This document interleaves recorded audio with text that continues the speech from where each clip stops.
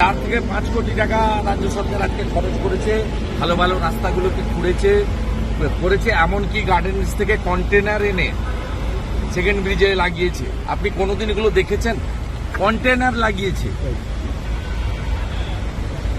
3টে ছেলে press conference করে আর কয়েকটা ইউটিউবার বলেছিল, কোনো পলিটিক্যাল পার্টি বলেনি, বরঞ্চ সব পলিটিক্যাল পার্টি যারা অপোজিশনে আছে তারা প্রত্যেকে বলেছে এটা আমাদের কর্মসূচি না। বিজেপির রাজ্য সভাপতিও বলেছে, সিপিআইএম এর রাজ্য সম্পাদকও বলেছে, ছোটখাটো বড় সব দলই বলেছে, মানে সবাই বলেছে কোনো পলিটিক্যাল পার্টির আমাদের প্রোগ্রামে আমাদের কোনো লিডারশিপ আছে। তারপরে এই অবস্থা দেখুন, এরপরে তো মেন পলিটিক্যাল পার্টিরা প্রোগ্রাম ডাকলে তো এরা কোথায় যাবে? রাস্তা খুঁজে পাবে না।